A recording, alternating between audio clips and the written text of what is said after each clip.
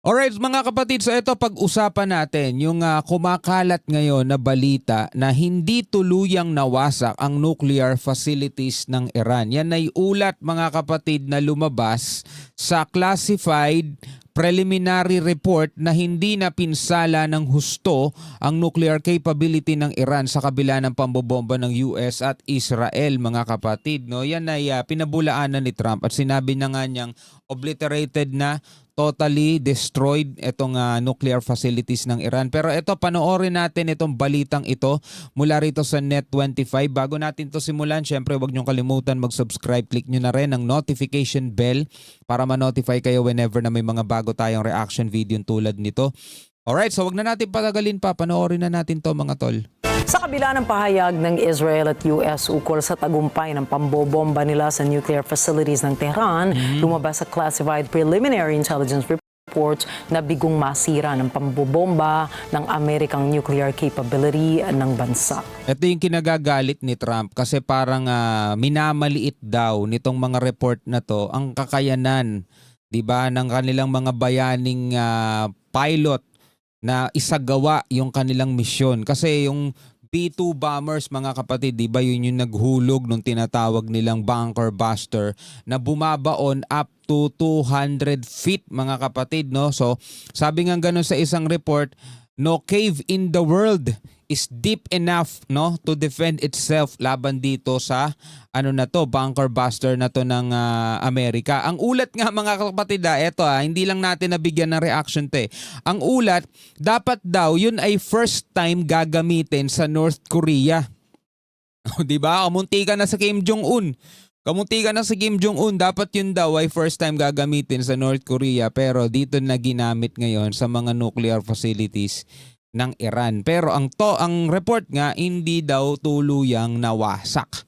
No, tuloy natin. אתמול אחר הצהריים we hit the military abilities of the Iranian regime which is spent years building, sabi rito ng Israel. במהלך פעילות מבצעית הוצמד מטען על רכב משוריין מסוג פומה של כוחות החטיבה. כתוצאה מכך, As part of its plan to destroy הרכב Israel. המשוריין עלה באש. נשלחו כוחות חילוץ All the actions of this operation from the opening strike to its completion מסוקים לנקודה, הם ביצעו ניסיונות לחלץ את הלוחמים, אך ללא הצלחה. מדובר באירוע מורכב שעדיין מתוחקר. were executed in perfect sync between all military corps in the Israel army. לכשיסתיים התחקיר, נציג אותו קודם כל למשפחות, ואחר כך לציבור. זו החובה שלנו. פגענו ביכולות הצבאיות. I'm prepared to say here that the assessment in that we have dealt a significant blow של המשטר האיראני אותנו בנה לאורך שנים במסגרת התוכנית שלו להשמדת ישראל. כל פעולות to המבצע the nuclear program and I can say we have set it back by years. ממכת הפתיחה Well, Israel to, hindi naman US to eh. ועד להשלמתו בוצעו בסינכרון בין כל האגפים, הזרועות והחילות בצה"ל. גם בשעה זו The decision to enter a ceasefire was taken by the political leadership. אנחנו שומרים על כוננות ומוכנות גבוהה להסרת The IDF had achieved the operational goals set for it by the political echelon. האיומים על מדינת ישראל ולביצוע פעולות הגנה והתקפה. By the time the ceasefire, Subalit, maaaring maantala lamang ng ilang buwan ang nuclear program ng Iran dahil sa pag-atake. Bagay na taliwas naman sa pahayag ni US President Donald Trump na nawasak umano ito. Base sa report na inilabas ng Defense Intelligence Agency, naharangan lamang ng strikes ang pasukan sa dalawang nuclear facilities subalit hindi nito napabagsak ang mga istrukturang nasa underground. yun lang. Ayon Ayun yan sa intelligence report, Defense Intelligence Report. Tama nga ba? Balikan natin wasak umano ito. Base sa report na inilabas ng Defense Intelligence Agency, Defense Intelligence Agency, sila ang nag-report niyan. naharangan lamang ng strikes ang pasukan sa dalawang nuclear facilities subalit hindi nito napabagsak ang mga istrukturang nasa underground. Natakpan lang yung pinto, no, yung pasukan, pero hindi napabagsak yung mismong underground facilities. So after lang tanggalin siguro yung mga debris o yung mga humarang dun sa pasukan, di makakapag-start na naman sila again. Diba? So, ang tendency niyan mga kapatid, ulitin ng Amerika itong ginawa nila. Ayon naman sa pagsusuri ng isang eksperto sa Intel report, nananatiling intact ang ilang mga centrifuges Intact pa rin. at inilipat naman ng Iran ang kanilang ibang uranium reserve sa ibang lokasyon bago pa man ito matamaan ng GBU-57 o mas kilala bilang bunker buster. Diba? Nailipat mga kapatid. So paano nila nalaman? Surprise nga yun. Kasi ang ginawa nga ni Trump, diba? Sabi niya, 2 weeks deadline. 2 weeks deadline bago siya magdesisyon o ang kanyang administrasyon kung ano ang kanilang magiging partisipasyon dito sa conflict ng Iran at Israel. Pero naging 2 days. Madaling araw mga kapatid, middle of the night, diba? Bigla silang umatake. Pero kung nailipat na ng Iran mga tol, nakakatunog na agad sila. Galing ah. Sinabi ng gobyerno ng Iran na gumawa na sila ng kaukulang mga hakbang para matiyak ang pagpapatuloy ng kanilang nuclear program kasunod ng pangbomba ng US sa kanilang nuclear facilities. So in-announce din nila mga tol, in-announce ng Iran na ipagpapatuloy nila yung kanilang nuclear program. Which is yan ay kinagagalit at gustong ipahinto ng Israel. So tulad nga ng sinabi ni Trump mga tol, talagang pwedeng magsimula ulit to soon. Yeah, well, they said it was actually the report said it could have been they don't know. I mean, they did a report. I could have Pete talk to it because his department did the report. They really don't know. I think Israel's going to be telling us very soon because Bibi is going to have people involved in that whole situation. We hear it was obliteration. It was a virtual obliteration.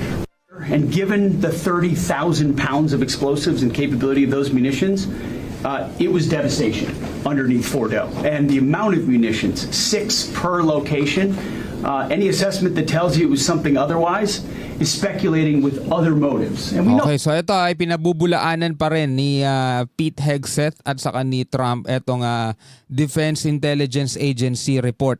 that because when you actually look at the report, by the way, it was a top secret report, it was preliminary.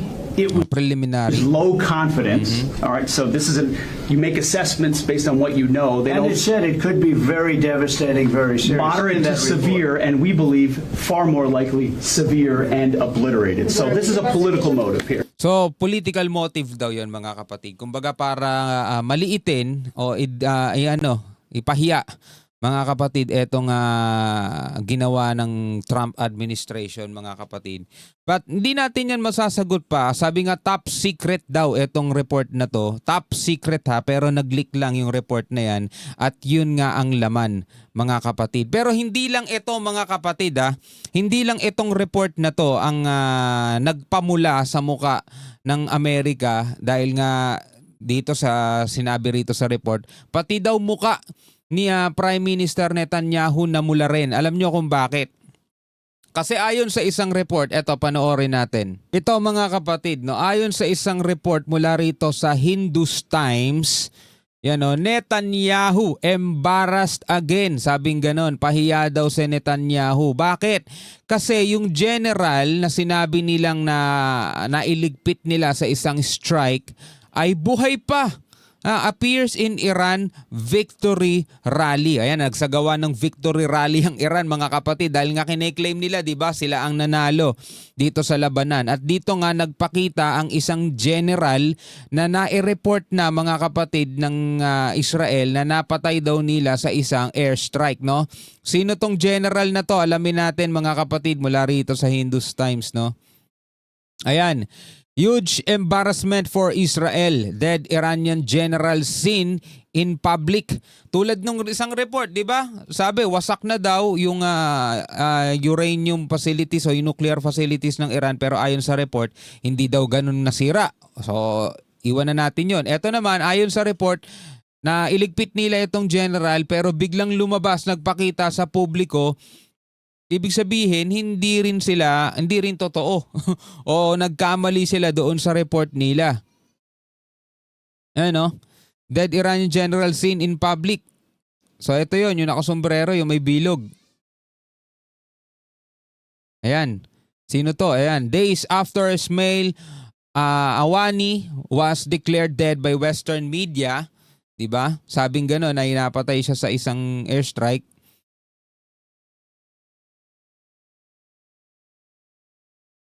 Inalis ko lang yung sounds kasi sounds lang naman yun eh. Top Iran general spotted at victory rally in Tehran. Yan o. Nagpakita mga kapatid, kumbaga nagtago lang siya doon sa 12-day war ng Iran at Israel. Nagtago lang siya mga tol, hindi na siya lumabas at nagpakita pa sa media para pabulaanan yung sinasabi o nire-report ng Israel. Kasi natatakot din siguro siya na baka pag nalaman ng Israel na siya ay buhay, punteryahin na siya at tuluyan siyang wakasan o tapusin. Pero dito sa victory rally, since tapos na nga ang labanan, dito na siya nagpakita ulit. Pero sabi mga kapatid, authenticity unverified. Yan nakalagay dito Ayan pinapakita ko sa inyo mga kapatid, nakalagay rito mula rito sa RT News 25 June of 2025. Yan, authenticity verified. Alright? So bahala na lang kayong manghusga kung ano sa tingin ninyo ang katotohanan mga tol. Tayo na may nagbibigay lang ng reaksyon. Yan. New shock for Israel after Khamenei's dead advisor shown alive by Iran. Shock ang Israel dahil pinakita. New blow to Israel after reports say low damage to Iran's nuclear program. Ito na nga yun, yung sinasabing hindi naman nasira ng Amerika mga kapatid. So anong masasabi ninyo rito sa mga balitang ito na lumabas? Pwede kayong magbigay ng inyong opinion, ng inyong reaksyon, ng inyong komentaryo sa comment section sa ibaba. Maraming salamat mga kapatid. Hanggang sa muli. Ako nga pala si Shobal D. Peace out.